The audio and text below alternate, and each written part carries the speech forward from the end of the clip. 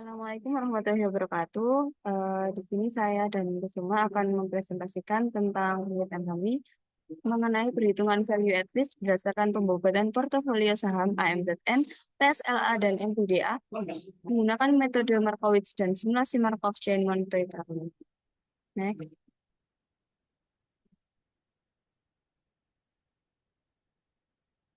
Nah, kemudian latar belakang dalam penelitian ini, yang pertama yaitu investasi dasar saham yang merupakan salah satu cara yang populer untuk mengembangkan kekayaan.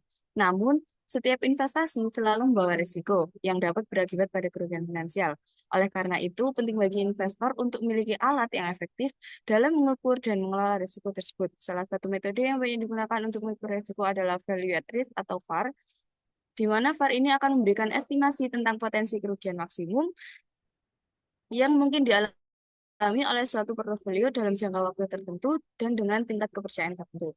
Nah, objek penelitian kami yang pertama yaitu ada saham Amazon atau AMZN, Tesla, dan juga Nvidia, dan juga yang saham-saham ini itu memiliki volatilitas tinggi dan mewakili sektor teknologi dan e-commerce. Kemudian metode yang kami gunakan ada model Markowitz yang yaitu optimalisasi portofolio untuk memaksimalkan return dan risiko minimum. Yang kedua yaitu kami menggunakan simulasi Markov Chain Monte Carlo, yang dimana adalah teknik ini untuk menangani distribusi return yang tidak normal menggunakan algoritma metropolisasi. Tujuan penelitian kami yang pertama yaitu menghitung VAR portofolio saham AMZN, TSLA, dan NVDA secara akurat. Yang kedua yaitu memberikan wawasan tentang pengelolaan risiko investasi dengan pendekatan yang lebih realistis. Kemudian manfaatnya yang pertama yaitu membantu investor untuk memahami dinamika risiko di pasar saham. Yang kedua yaitu untuk menambah literatur terkait penerapan metode MCMC dalam analisis risiko keuangan dan optimalisasi portofolio. Kemudian langkah penelitian dalam penelitian ini yang pertama yaitu mengumpulkan data, yang kedua itu menghitung return harian berdasarkan harga penutupan harian untuk masing-masing aset. Yang ketiga itu menganalisis return masing-masing aset, di mana caranya itu ada di layar.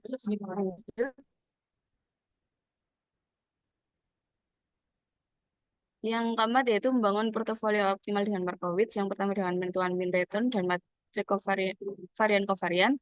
Kemudian menggunakan model Markowitz untuk metode mean variance. Kemudian menggunakan simulasi Markov Chain Monte Carlo. Yang kemudian menghitung return dan menghitung VAR portofolio. Yang kelima, membandingkan nilai VAR aset tunggal dan portofolio dan juga menginterpretasikan dan juga mengambil kesimpulan. Lanjut. Nah, kemudian ini beberapa instrumen penelitian kami. Yang pertama ada return asset, berikut merupakan persamaannya, kemudian persamaan dari return portofolio sendiri, kemudian ada value at risk. Value at risk ini kami menggunakan mencoba dari GIV dan GPD.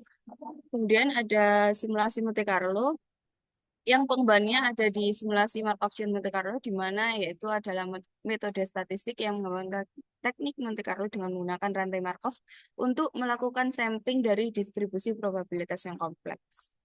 Dan kemudian kan kami menggunakan MVP atau Mean Variance Action Portfolio. Ini juga.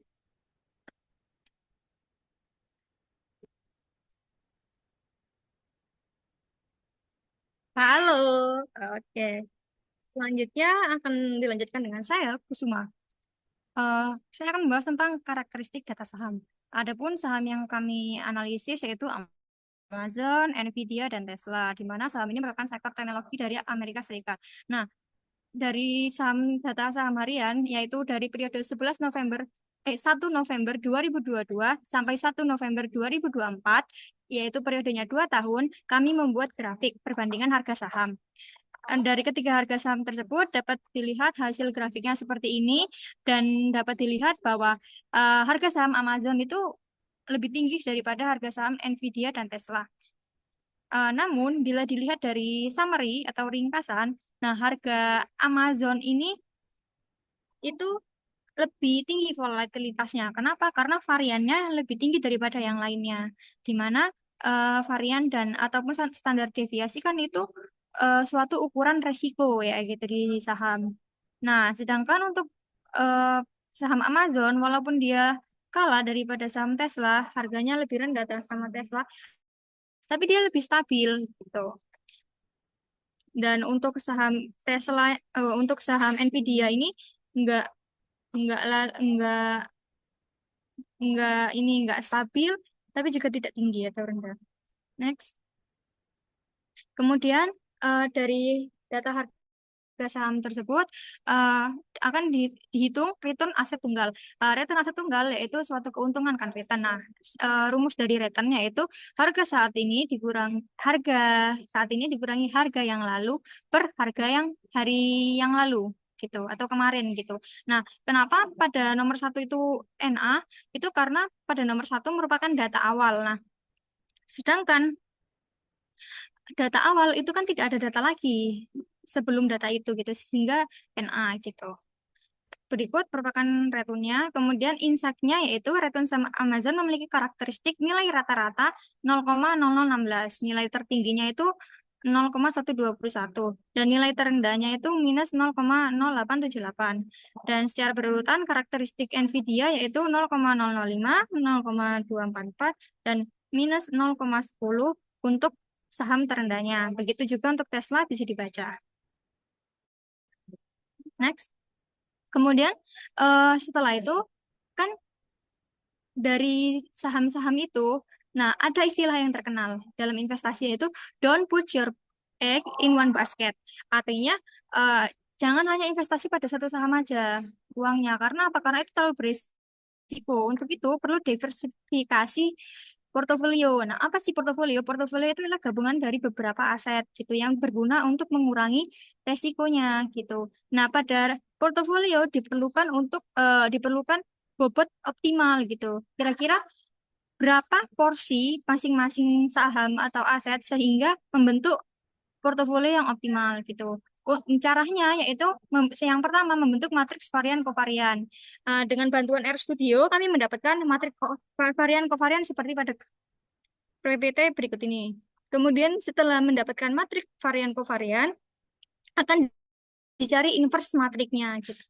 Nah, kemudian setelah dicari inverse matriknya, kemudian menghitung bobot portofolio menggunakan mean varian efisiensi portofolio atau MVAP gitu. Nah, rumusnya sudah disebutkan oleh teman saya Firda gitu. Ini implementasinya saja. Kemudian didapat hasil matrik tunggal seperti bahwa yang di samping. Nah, apa sih artinya?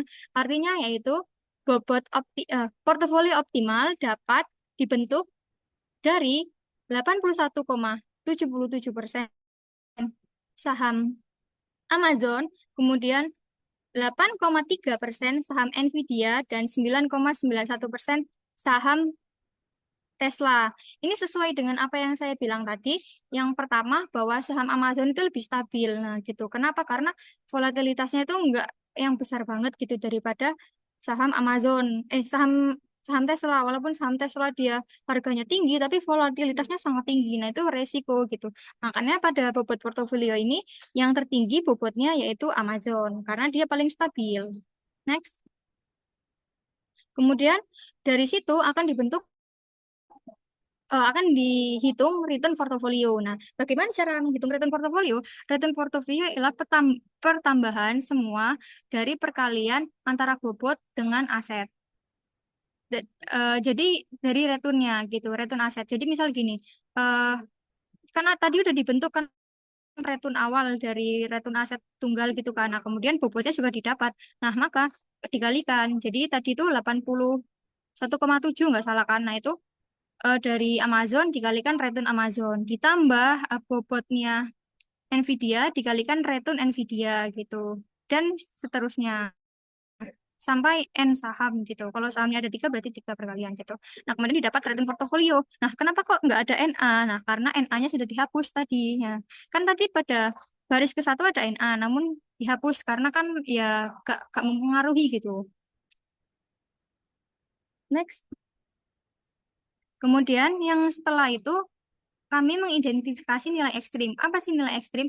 Nilai ekstrim itu suatu perilaku yang menyimpang, yang membuat menyimpang data itu terlalu ekstrim atau menyimpang dari eh, distribusi normal gitu. Jadi datanya itu tidak distribusi normal. Karena apa? Karena adanya nilai ekstrim.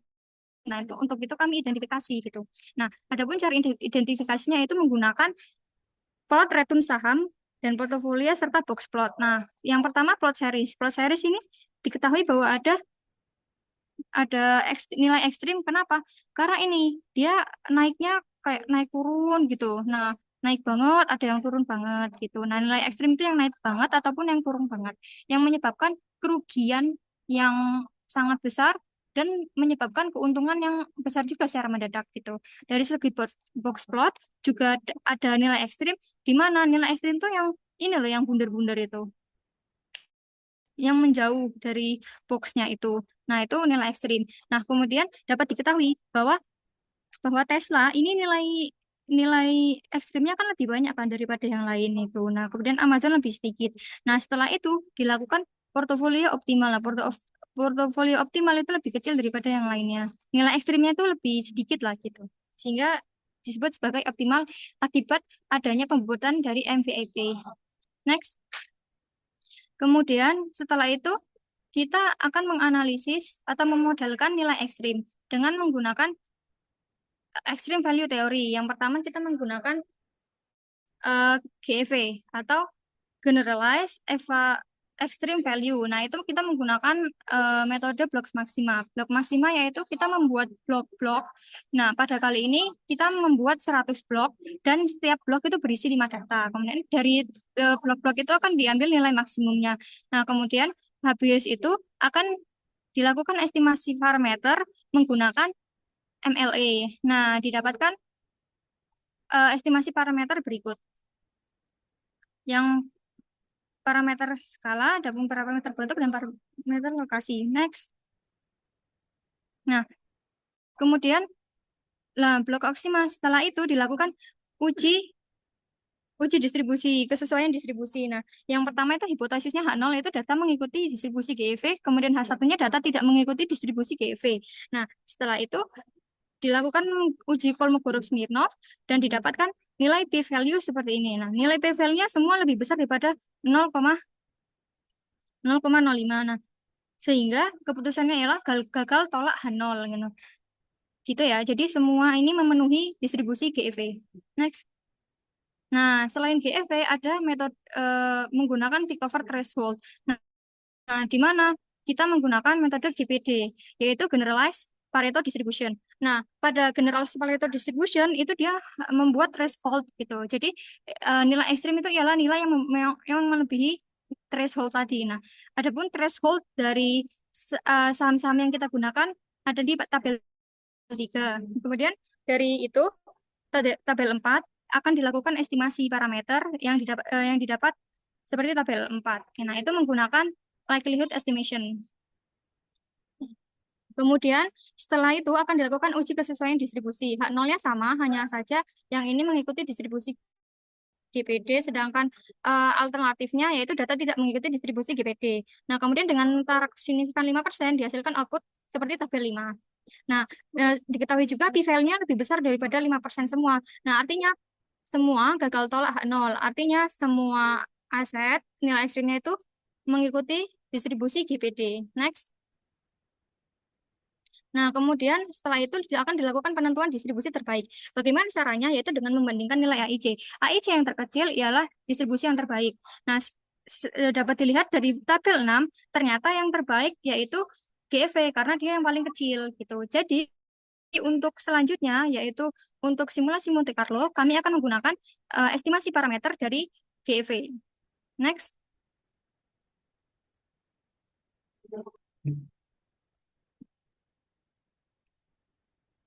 Nah, kemudian untuk simulasi Monte Carlo dan perhitungan value at risk, ini didapatkan Amazon itu ternyata memiliki rata-rata VAR terendah. Dan juga nilai maksimum VAR tertinggi itu dimiliki oleh Amazon.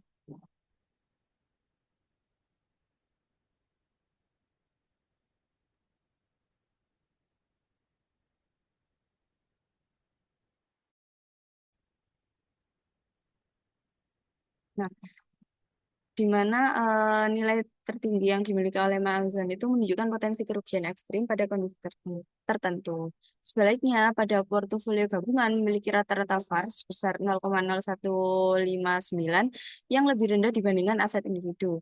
Nah, nilai maksimum dan minimum VaR portofolio juga lebih stabil dengan nilai 0,016 dan 0,015. Hal ini menunjukkan bahwa diversifikasi portofolio dapat secara signifikan mengurangi risiko kerugian dibandingkan jika investasi hanya difokuskan pada satu aset tunggal. Next. Nah, jadi kesimpulan pada penelitian ini yang pertama yaitu distribusi GIV dipilih sebagai distribusi terbaik untuk menggambarkan nilai ekstrim karena memiliki nilai AIJ yang terkecil dibandingkan distribusi GPD pada semua aset dan portofolio. Yang kedua, hasil simulasi Monte Carlo menunjukkan bahwa portofolio gabungan memiliki nilai rata-rata VaR sebesar 0,015 yang lebih rendah dibandingkan aset individu. Nilai maksimum dan minimum VaR portofolio juga lebih stabil. Yang hal ini menunjukkan bahwa diversifikasi portofolio dapat secara signifikan mengurangi risiko kerugian dibandingkan jika investasi hanya difokuskan pada satu aset tunggal. Yang ketiga, portofolio optimal yang dibentuk dari ketiga saham yang terdiri atas 81,8% Amazon, 8,3% Nvidia, dan 9,9% Tesla. Kemudian berikut merupakan lampiran studio, karena kami menganalisisnya menggunakan RStudio. Ini hanya beberapa saja, untuk yang file asli sintaknya ada di RStudio kami. Sekian dari kami, terima kasih. Jalan-jalan membeli salak, sudah selesai simak. Dadah.